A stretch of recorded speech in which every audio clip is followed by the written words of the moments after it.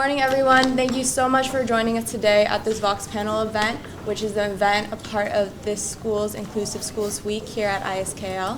Today, we are joined by a lovely group of panelists who will discuss what inclusion looks like within our community and how we can navigate this topic of inclusion. We want to break down the stigma of needing extra support for being different by raising conversations around all facets of inclusion like race, disability, mental health, and neurodiversity. While sometimes these conversations can be uncomfortable because it's hard to acknowledge what to do that is correct or what to say that is correct, we want to shine a light on our ability to navigate the cultural and linguistic complexity within a community such as our own. Today is about opening up that conversation, and we are so excited to hear the various perspectives of our panelists. Further, in the end, as the audience, there will be some guiding questions at your table where you can join us and help to also enhance your understanding alongside us. So my name is Kelly. I am a 12th grade International Baccalaureate Diploma student here at ISKL, and here at ISKL, I participate in a lot of service and club projects like the student leadership team. I'm always hoping to inspire others through my voice and help others to embrace their own unique identities. Hi everyone, it's really nice to be with all of you guys today. I'm Kai, I'm a grade 11 student also undertaking the International Baccalaureate program.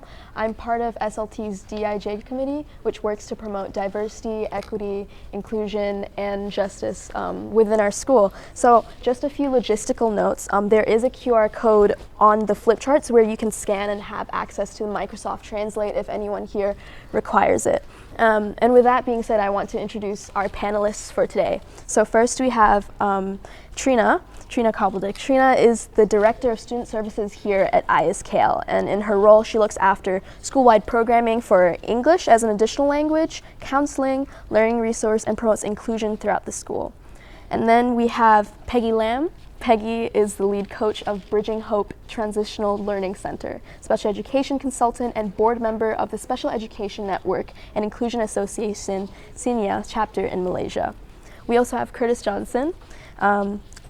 Curtis Johnson has extensive background in government relations and public affairs, working under even the Obama administration. He's passionate about public service and the opportunities a high-quality education can provide. Today, he's going to be speaking as an ISKL parent. We have Gloria Grace Wong. Gloria took up table tennis at the age of 10 and by the age of 18 won gold and silver medals at the Para Sukma 2022 Malaysian Para Games, silver at the Para Table Tennis Championship Al-Watani 2022, bronze at the Asian Junior Sports Exchange Games 2022, and gold at the 2021 Asian Youth Para Games. And finally, we have Suresh. Suresh is the first Malaysian to win a World Para Archery title, taking gold in the World Archery Para Championships in 2019. Suresh has also represented Malaysia in competitions around the world, including in Tokyo 2020 Paralympic Games, Para Asian Games, Asian Para Championships, and ASEAN Para Games. Thank you, Kai. Now that we've heard about your bios personally, we'd love to hear more about you. Could you tell us your story through the lens of inclusion and equity, and why is inclusion important to you? Hi.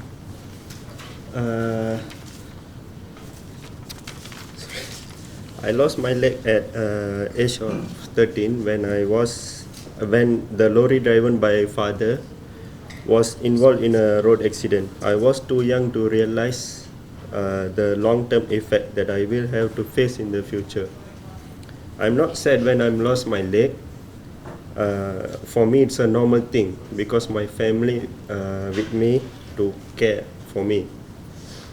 As I grew up, I realized the inclusion I had to face trying to mix with friends. I had many challenges to overcome during school time. My moral was high and I'm not felt lonely because my friends always be with me. All this started to change when I got involved in sport. Thank God there is sport for people with disabilities. And I got committed fully into sport, and it has helped me to of what I am today, a world championship in para archery. I realized that the spirit of inclusion is present in sports for people with disabilities like me. There's a proper sport system in place for people like me to be included in the society. The government has a well-structured support system for people like me to be involved in sports. This changed my sadness to accept the reality and move on with life in supportive environment. To me, the value of equity and inclusion practice in para-sport movement has helped me to overcome my disability integrity with society.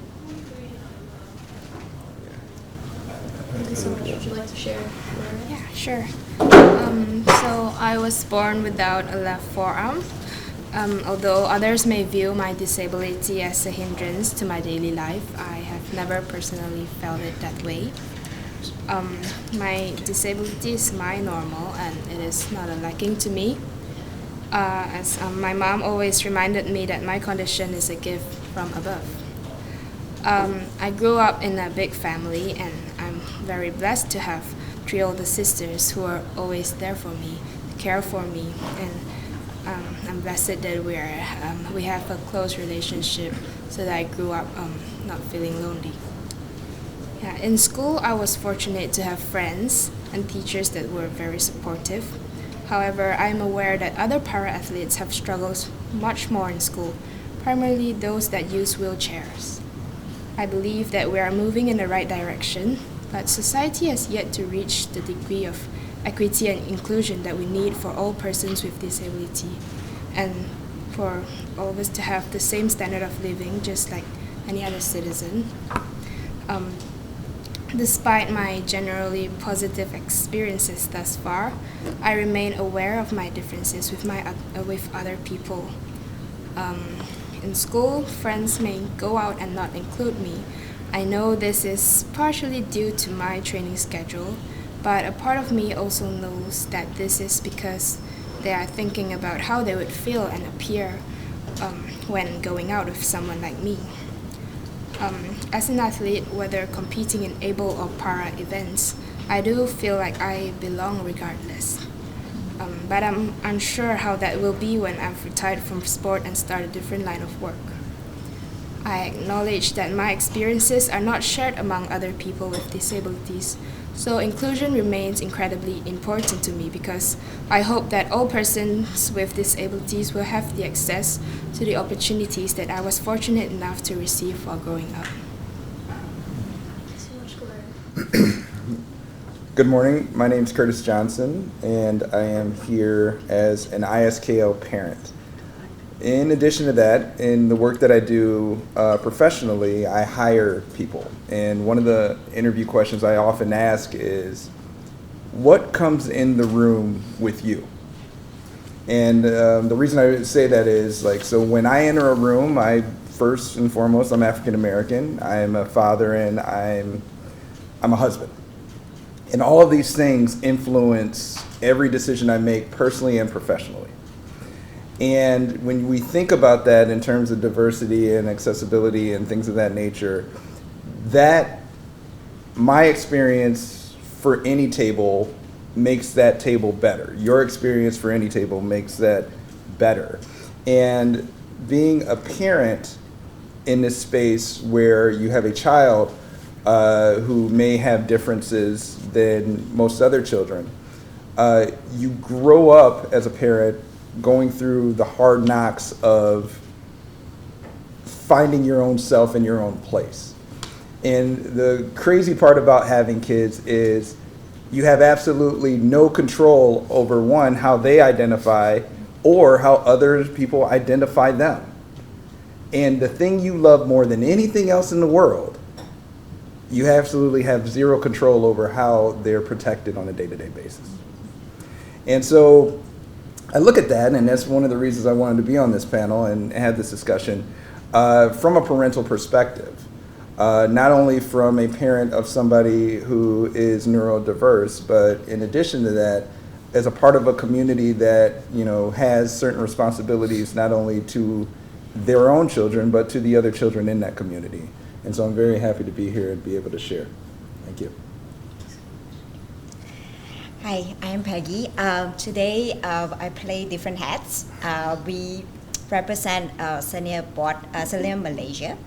where we come from, we started 5-6 years ago, where the needs and the awareness in Malaysia are lacking.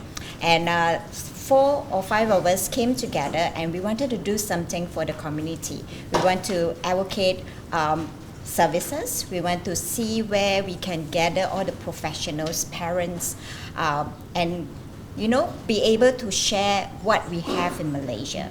And I think we have journeyed 6 years, and now there are more services in Malaysia.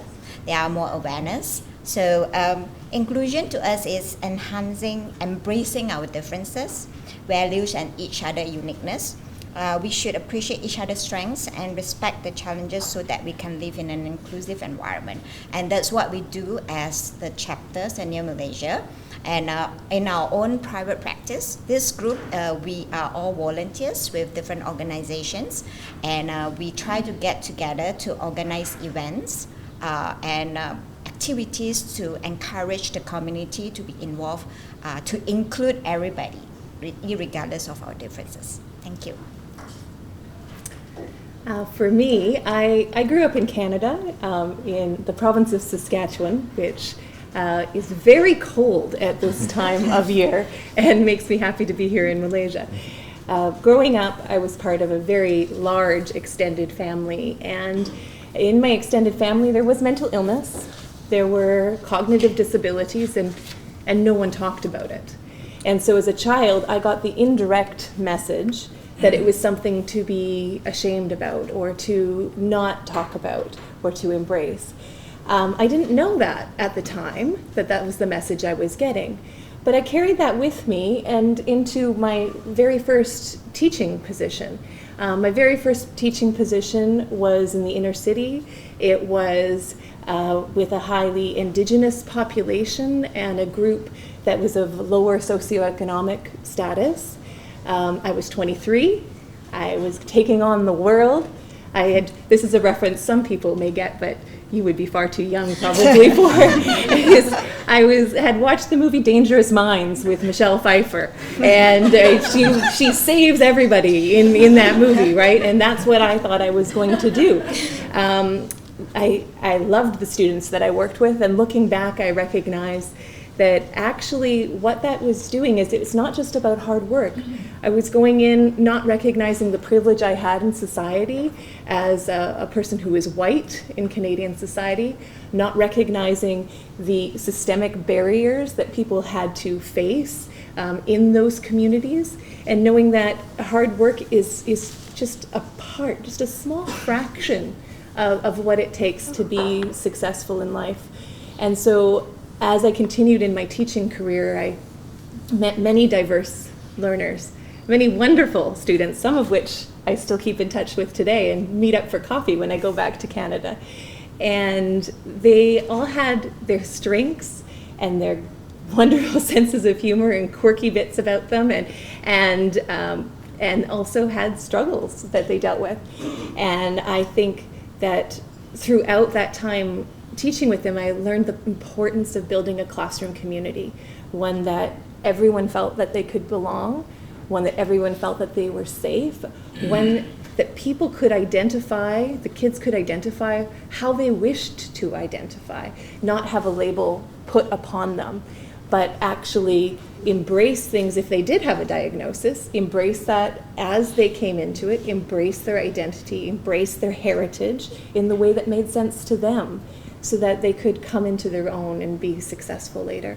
And then in my position here at ISKL that I've moved into over time, I've taught in numerous settings and now lead programs for ISKL, and it's an opportunity to start addressing some of those systems that exist, at least at the institutional level at our school. And that kind of work is slower sometimes than we'd like, because those barriers become entrenched and they're a part of the larger society. But it doesn't mean we throw our hands up in the air. So I feel inclusion is such an important cause to continue being on a journey on. And I'm so happy to be able to be a part of that and to be with our panelists today who represent all those perspectives. Yes. so much. Yeah. Thank you so much for all your insightful answers, and as well as sharing your experiences and hopes for what our community can be like.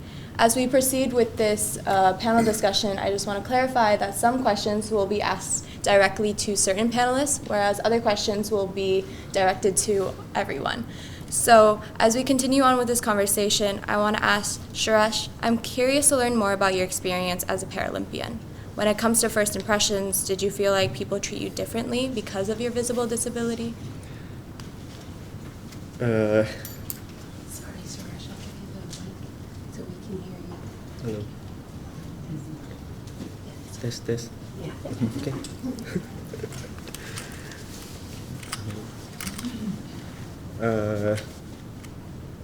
Hello. Pelibatan saya dalam sukan bermula dengan banyak dorongan daripada ahli keluarga dan jurulatih saya terlibat dalam sukan para. Mereka membantu saya untuk fokus dan komitmen sepenuhnya. Kisah kejayaan atlet para lain memberi saya keyakinan bahawa saya juga boleh menjadi juara satu hari. My involvement in sports started with plenty of encouragement from my family members and coaches that were involved in para sports. They helped me to stay focused and be fully committed. The success stories of other para athletes gave me the confidence that I could one day be a champion too. Sebagai atlet para sukan, orang ramai tidak melayan saya secara berbeza. Mereka mencari juara sama seperti ahli sukan lain yang berkebolehan.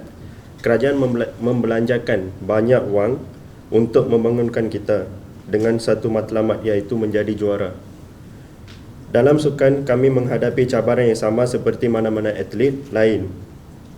Kerja keras dalam latihan, disiplin peribadi dan mematuhi arahan untuk menyokong orang, terutamanya jurulatih kami. Jadi saya akan katakan kami tidak mempunyai layanan istimewa, hanya perkiraan beza yang sesuai dengan ketidakupayaan kita. Being a para sports athlete, people don't treat me differently. They are looking for a champion just like any other able sportsman. The government spends plenty of money to develop us with one aim, and that is to become a champion.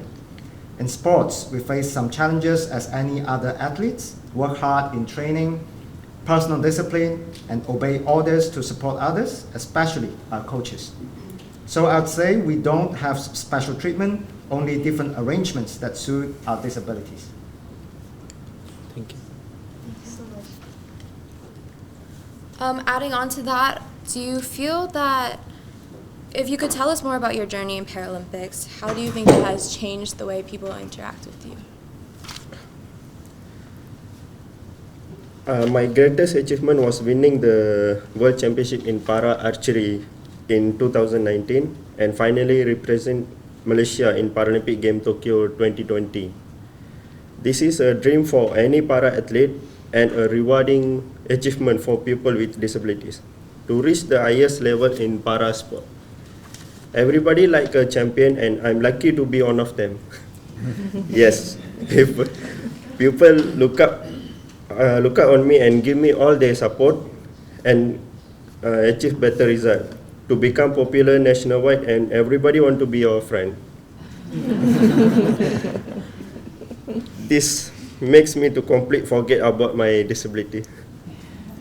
Thank you. Thank you so much for sharing. So I'd like to move on to a different question, and this question is open to everyone in this panel. I feel like language can be very tricky to navigate, and part of inclusion is wanting not to make the other person feel neglected or pushed to the side. I personally have a neurodivergent brother, and oftentimes people wonder, well, do we say he has special or do we call him neurodivergent? So I want to ask you guys, what would you say are the general rules to follow, or what are your personal preferences when people are referring to you? So maybe, Peggy, would you like to share something about this? I personally use the word individuals with learning differences, but now there's more like usage of neurodiverse or neurotypical. But I support a group of young adults autistic young adults, and they said to me, they reminded me, Peggy, we don't want to be referred at any other names. We want people to call us autistic adults or autistic individuals, and that's our identity. So, I think we always think that there is a different word, but from them themselves, they prefer them to be called autistic adults. So that's what I respect them, so that's what I'll be using with them. So yeah. That was very insightful, thank you. Trina, would you like to also add on to this? At the beginning, Kelly and Kai, you both spoke about how these topics can make us feel uncomfortable, and sometimes language can feel like a barrier where we don't want to enter in because we're not sure. How do I refer to you? What do I say? Am I going to make a mistake? And in general, going in with an open mind and asking questions and coming from a humble or curious standpoint will always go over well. At ISKL, we try to generally use person-first language, so a person with a physical disability or a person with, there are some exceptions. Some people identify as an autistic person, and we would use that language if that's what they prefer. Another exception would be the deaf community, capital D, deaf, as in the culture and the community of deaf culture. So we do try to ask questions about how people prefer. And I know with students in the classroom or with people you're interacting with on a regular basis, it's again not about putting a label on them, but asking them how we'd like to interact and how they'd like to be referred to. And then just having a good sense of humor sometimes, and it really goes a long way too. Because if you're coming in with that curiosity and being able to admit that you're going to make mistakes along the way, and if you make a mistake and someone says, actually, no, that's not the way I want to be referred to, you just don't take it defensively. It's like, oh, okay, now I know, and I will act differently from there. And then the conversation moves on. Yeah, just real quick, I'm sorry. We talked about this earlier, and I debated, I was going back and forth about responding to this. Again, as a parent of a neurodiverse kid who has not been told yet he's neurodiverse, right? Like, so that is a internal conversation that my wife and I go back and forth with. So how can other parents engage, and how can professionals engage if we haven't had the conversation necessarily with him? And it's a difficult space, but to Trina's point, it is having the space for wanting to learn, right? And having the space for understanding that you don't have the answers. And I think that's you take self out of that equation, right? Like, you wanting to be correct is not more important than you trying to make said connection.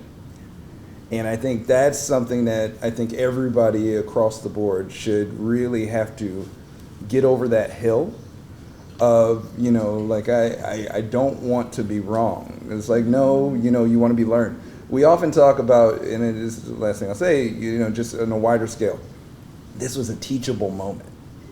I don't like that terminology. I'm like, it needs to be, this is a learnable moment, because that puts the impetus on learning as opposed to the teacher, right? Like, all of us are teachers in our own space and whatever it is that we're talking about. You know more about yourself than anybody else. And again, how somebody wants to be identified, they will let you know, and and it will be a learnable conversation versus it being incumbent of the person to try to lead in with those things.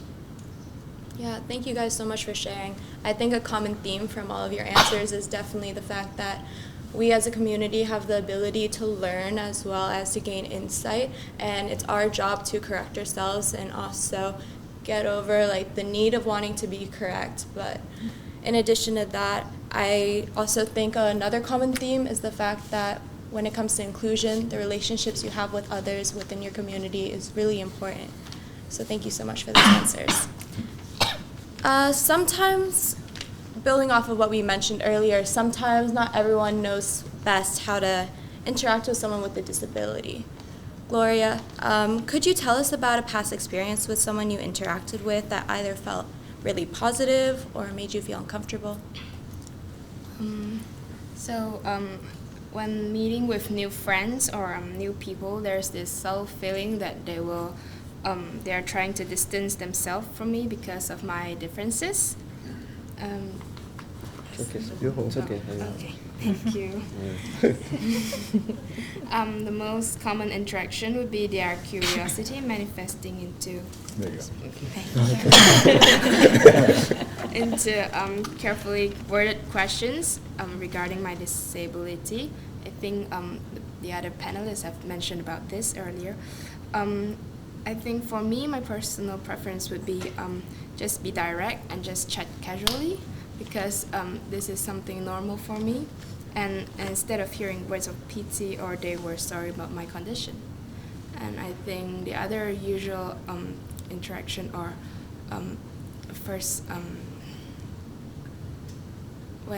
so it's like when I'm walking to a shopping mall for the children who are innocent and they have not known about, like, there are persons with disabilities. It's normal for them to point fingers or whispering to their parents, and I think I would know that, they are talking about me. And I've gotten used to it, but I think that maybe if they known earlier, maybe to other persons with disabilities who are more sensitive about this, perhaps it's not the best way for them to go through this. Yeah. Thank you. Yeah, thank you so much for sharing. Curtis, I'm wondering if you're going to be able to speak to this question from the perspective of being a parent. That's interesting. I'll always be able to speak to anything. Because anybody that knows me knows that. But what I'll say is, it starts with what is in my hand. It starts with this phone. It's 2022. There is no information you cannot find and or access quickly. So, again, the excuse of I didn't know is not necessarily an excuse in 2022. Now, again, it comes from a place of empathy and in a place of humility and just trying to figure it out and being inquisitive and things of that nature. And we all know there's a way to be inquisitive in a supportive way, and there's a way to be an interrogative reporter. We all know which one you would like to hear from versus the other. I think we also should get away from the burden of proof expectation. And what I really want to say about that burden of proof is the proof of whatever somebody is going through to validate in your mind that it is real. And I think because of that burden of proof, that is a triggering traumatic opportunity for the individual who's trying to express what they're going through, what they're dealing with, or who they are in a way that should be an open, engaging space. And I can think about this as an expat, just in general, right? Like I think where I've been successful, both personally and professionally, is I've always been a minority, just me personally. I've always been a minority, so fitting into a culture where I'm definitely the minority is extremely easy for me. And I'm always fascinated by those who have not been a minority and how they engage in a place where they are, and how there's an expectation that the will and the world is supposed to bend towards them because it's just what has always happened. Sounds like people are aware of these things. So when I approach new situations and new environments, I often ask the question, why not, as opposed to asking the question, why? One of the things, I'll give you an example, like when I first moved to Southeast Asia, people wore backpacks on the front. And everybody's like, well, why would you do that? Especially if you're American, like they're backpacks. Why would you do that? And then you start to see people say, okay, well, I'm opening up my backpack. And then you start to see the fact that, nobody's actually opening up the backpack from the back and it's open. I was like, oh, I wasn't doing it right. I was like, they're on to something. Imagine that. There are people around the world who may know better than myself. And I think that's really the space, again, that you operate in, where it's just like, we don't know all. There are all these other experiences, and you take all this in, and you are much richer for it as an individual and as a community. Yeah, thank you so much for sharing. You know, the best part about wearing backpacks at the front is that it really helps you build your core strength. But anyway, speaking of cultural differences, I feel like culture, context, like you mentioned, is always important to consider. And I want to ask this question to Peggy, since you're Malaysian. What do you think are some things that people in Malaysia aren't necessarily aware of that we should be conscious of as well? Okay, I think in Malaysia we have went a long way. 10 years ago when I started teaching, there were not many services, not many awareness happening. So I have there's about 6 points to really being an inclusive and society. Attitudes, access, communications, choices, policies, and opportunities. I think in Malaysia now we do have that awareness. We have a little bit of access. I think both Suresh and Gloria shared earlier about their challenges being, someone who needed more accessibility. In our country, we still lack a little bit of accessibility in terms of public transport, like user-friendly environment to provide to the individuals who needed it. And I think also the culture where we do not want, it's a stigma for mental health. We do not want people to know that our child or ourselves are having certain challenges. So these are all kept quiet. So now I work with teenagers and young adults.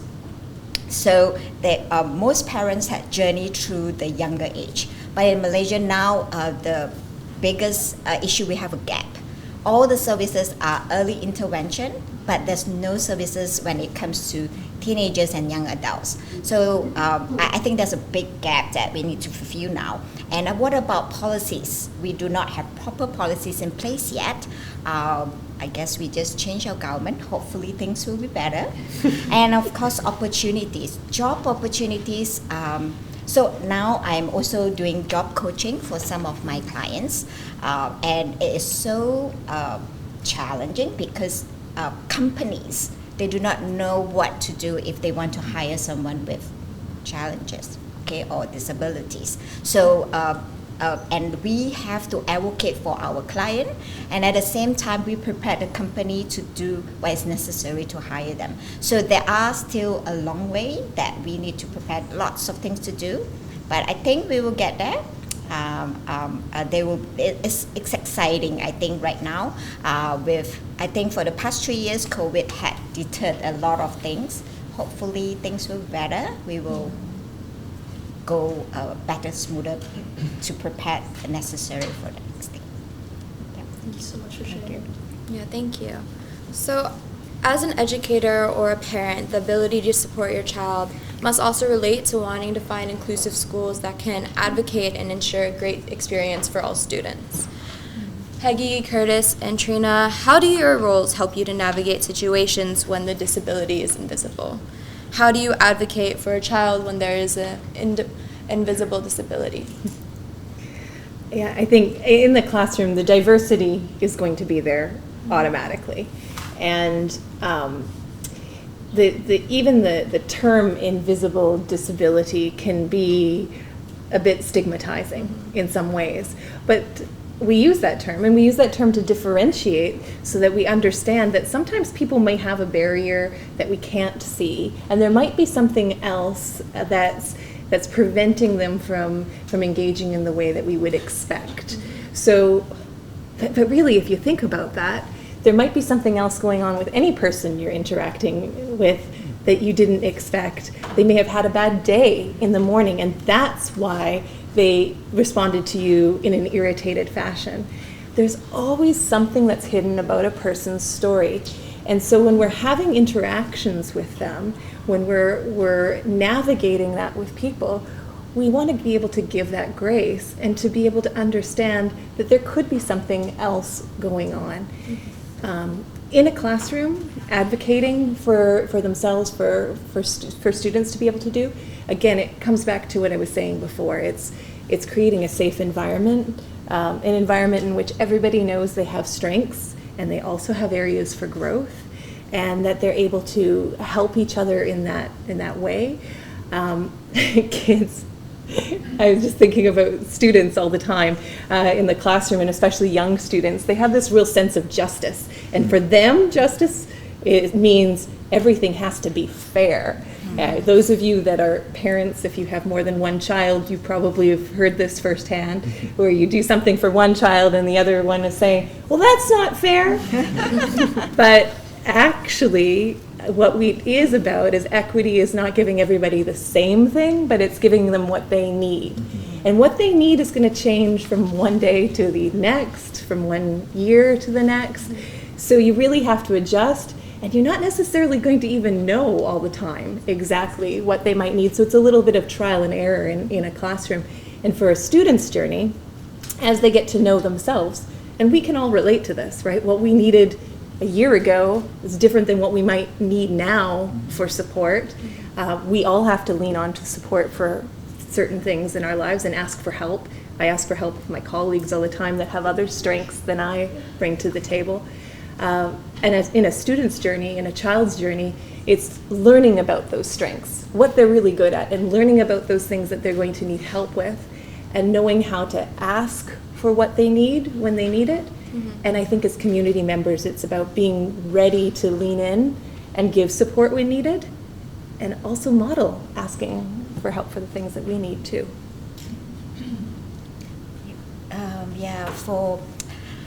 I think like what Trina mentioned earlier, emotions, right? All of us have emotions. Just now I was just talking to Curtis, we all look like we are okay, but deep down inside we are like a nervous wreck, we're not going to be sitting in front of you sharing. And I think with the individuals that we work with, I work with older kids, right?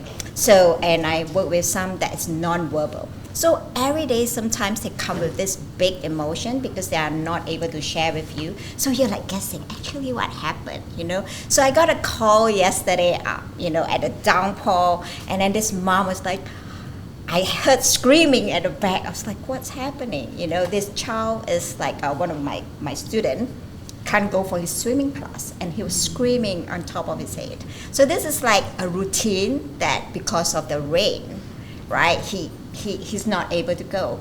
So how do we accommodate this? So this comes with, some of us know, behavioral management, right? Do you give in or you don't give in? So what, should I take him to the pool, or should I find a place where he can play with water? So I told the parents, I said like, well, look here, it's raining. All you need to explain to him, look here, it's raining, and you obviously can't be swimming in the rain. I think the communication part, he actually understands everything, but all of us, we just need to release and rent off some of our things that so that's what he was doing. And I think that's what happened with individuals with especially autistic individuals when they go out, when they are having all this sensory overload. They can't control themselves. They can't really tell you how they feel. And it is part of our role to be calm. If we started screaming together with them, it doesn't help the situation. So most of the time we have to understand where they're coming from. Why are they having all these emotions? And how can we make other people, like we are in the shopping mall. Last week I took one of my students had a meltdown in Starling Mall. And I just have to calm her down in front of all these shoppers behind me and right in front of Jaya Grocer. And I just have to tell her, you have to take a deep breath and count and calm down. And everybody was staring, and to me it's like, do I bother about the stare, or my role is to calm my student down? So at that time I don't care about anybody else, The whole thing is, I think as a society or community, when we see things like that happen, either we can judge, judge a child who's rolling on the floor, can't get his toys, or we can help to be accepting and understanding that, okay, maybe this child really had an emotional day, they need help, So we give them space and not judge. So yeah, so I think to me that's what's important when it comes to inclusion and accepting and understanding.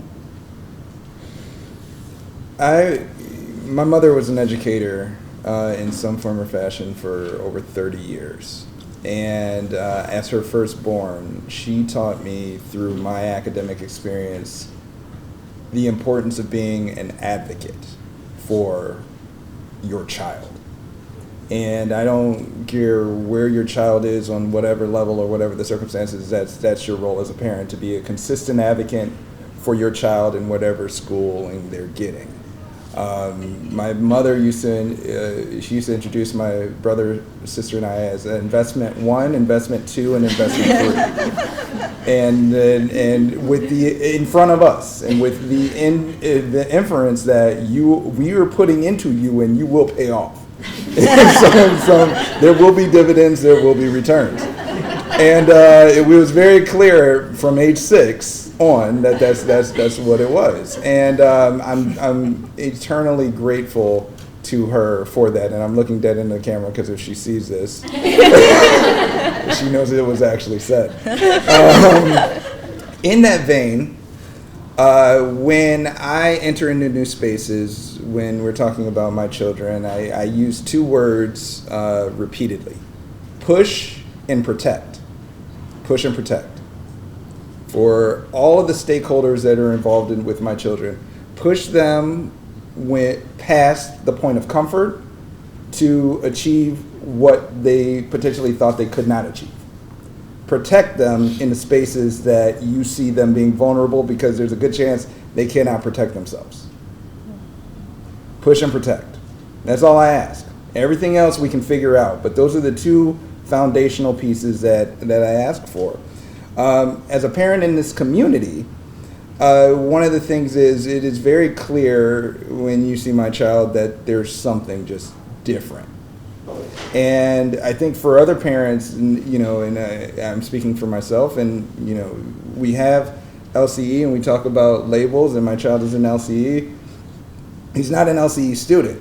He's a student in this class and happens to go to LCE. There's a huge difference with that. And we have to make sure that everybody is aware of that. But in addition to that, when it comes to other parents and engaging and things of that nature, and this is just me, I don't necessarily need wellness checks and empathy. I need play dates, right? Because again, if you understand neurodiversity, it's a kid who is different than everyone else. And at certain ages, those differences are going to be separators, independent of your neurotypical kid wanting that to be the case or not. So I need engagement. I need, hey, have the kid over, or hey, as a parent, when a child is giving the kid the space to normalize what they're seeing and what is happening, right? Say, yeah, no, that person is different. That is normal. Differences are normal. You are this versus something else, and you are different, and that's what makes you special versus and unique, and that's what makes you so valuable to the space. That is what I would love for the conversations where me and my child are not around to happen, which is another reason why it's so important to, as a parent, be on this panel, so that everybody understands that and what it is that we're looking for. I think the Melawati way is a wonderful, expression of how we should treat each other and how we should live the day-to-day lives. Where I hope it goes is that it continues at home, right? It can't be something that it clicks in when a child's foot hits campus and stops when they get on the bus or they head out. And that is not necessarily ISKL's responsibility, but that is the responsibility of us as parents. And so that is a charge, and that is, an expectation that I hope that we all have of each other as adults. Thank you all so much for sharing. I feel like even though this has been such a short time, we've gone to learn so much. We're about reaching the end of our conversation, and this is open to everyone, of course. I'd like to ask you guys, what's one message that you'd like everyone here, others in this panel, to walk away with regarding inclusion or anything else?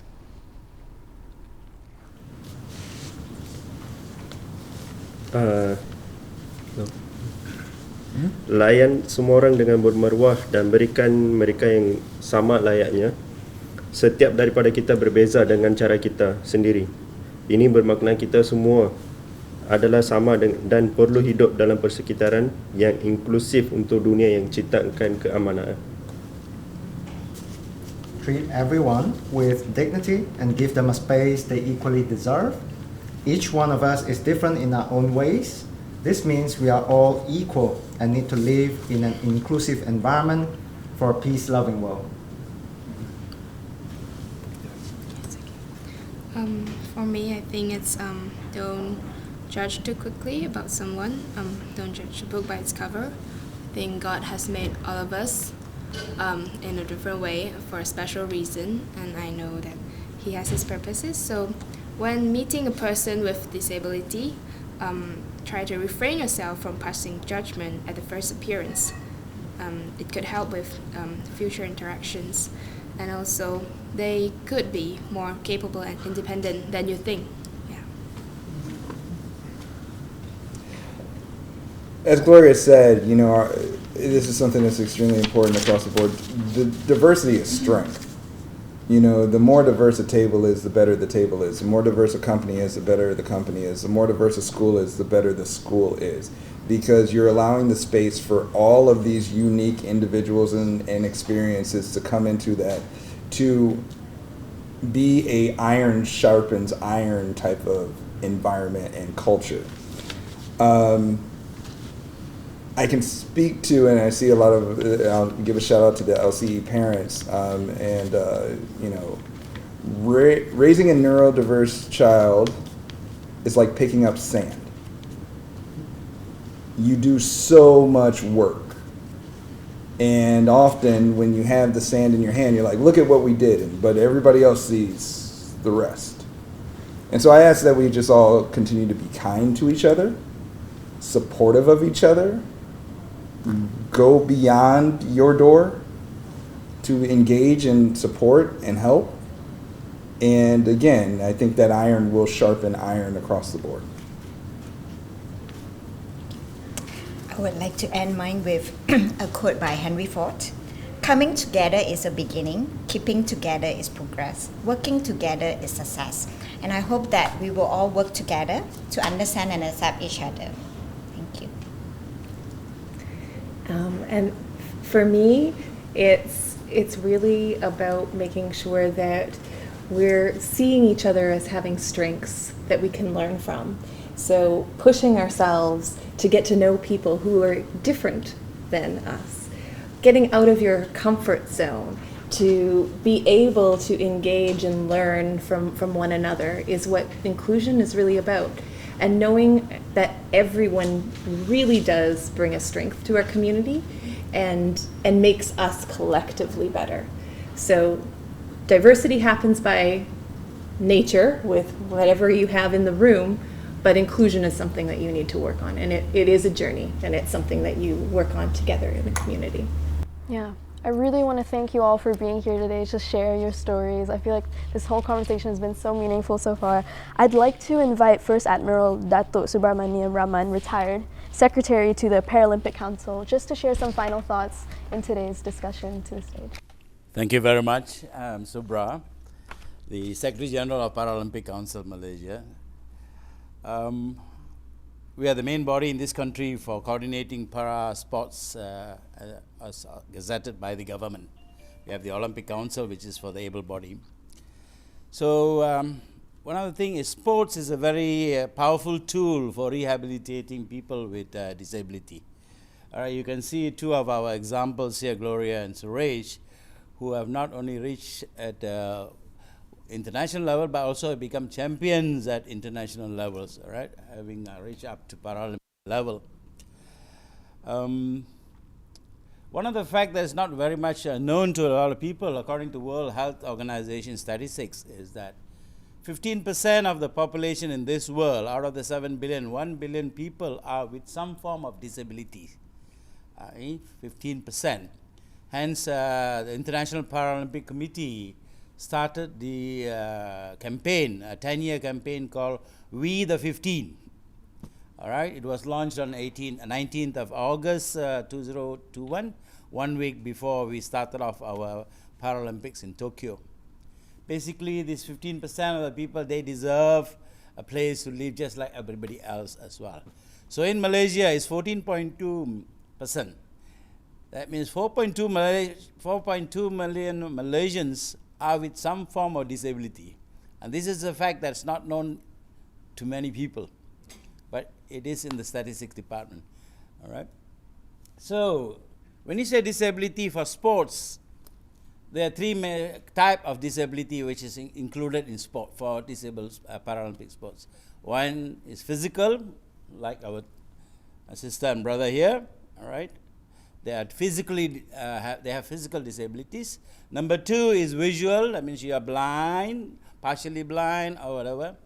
And number three is definitely intellectual disability, i.e. your IQ is below 75. So you don't go to normal schools, you go to special schools. So the only people in these three categories are considered to be eligible to take part in para sports. So we can help them to rehabilitate. Children like who have autism and things like that are not usually included for para sports movement. So one of the biggest challenges that we have in promoting para sports is that awareness. All right. When I tell you there is wheelchair rugby, you'll be wondering why the hell do they take a wheelchair from one end of the field to the other end in a muddy kind of situation. No, it's a different track, different size. It's in a basketball environment, but it's called wheelchair rugby. People who are wheelchair bound, they play rugby. And we have got sitting volleyball. Why the hell do you want to sit? Excuse me. Why do you want to sit down and play? Why don't you stand up? But people, those who can't stand up, they have to sit down and play. So the net is lower. So that's again. And there's 100 meters for people who are blind. All right. How do 100 meters, how do people run, blind people run in a straight lane? So these are again awareness. Right, that is something that not many people are into it. We really gained traction in 2016 when Malaysia won 3 gold in one day for the first time. All right. 3 gold in Rio de Janeiro, the Paralympics game in Rio, Brazil, for the first time. Wow. Our people with disability can win gold. Our able persons where Ling Chong Wei has not done yet. But our Paralympians brought it. And mind you, they get $1 million and $5,000 pension for life. That is what you get. And it's both the same. If you're able or for people with disability, the reward is the same. So the awareness was not there. Then only after that, parents started calling us. I think I have a child who loves swimming, who think he likes football. He likes. We have football, blind football. There's a bell inside the ball, so they follow the. So there are many types of sports that are available for many people with various kind of disabilities. It's connecting them. All right, that is something. Support system, yes, I think we all know the government has got plenty of support system. All right, there are many. We got 3 ministries which are moving it. We got a Ministry of Sports, Ministry of Education, and also Ministry of Women and Community Development, because the Social Welfare Department is under them. All right, all your OKU cut comes from the other side. So we at Paralympic Council of Malaysia, we play our role trying to bring all these people out. We got 27 associations under us for various sports, badminton, canoe, athletics, and powerlifting, and things like that. So we try our best to make a difference in their lives, because hopefully they have got, they can be part of the society. Our key word is inclusiveness, right? We always want to do anything to make them inclusive in the society. So that I would like to thank ISKL for organizing such a thing, because it creates the awareness. Because for us, it is very important to engage programs like this so that people will understand and gives the proper support system. The society gives a good support for athletes like Gloria and Suresh, so that they can scale to push them to greater heights. And today is November 30th, 3 days time, i.e. December 3, if some of you might know, it's International Day for People with Disability. 3rd December is a world celebrated day, all right? It's a day, it's called International Day for People with Disability. Thank you very much. Yeah, thank you so much for that. In addition, can we have an extra round of applause for all our panelists today?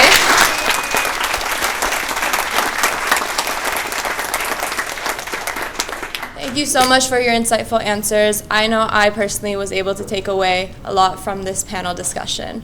But as we end our panel right now, we want to still continue this conversation. So at everyone's table, there is a list of guiding questions, and we invite you to talk with your table group for the next 5 to 10 minutes and answer those questions together. In addition, we have interpreters available from Cat Eagle Translation and Interpretation Services. So should you like an interpreter for Chinese, Bahasa, or Korean to join your table group, please just signal over. But yes, thank you all so much for joining us today.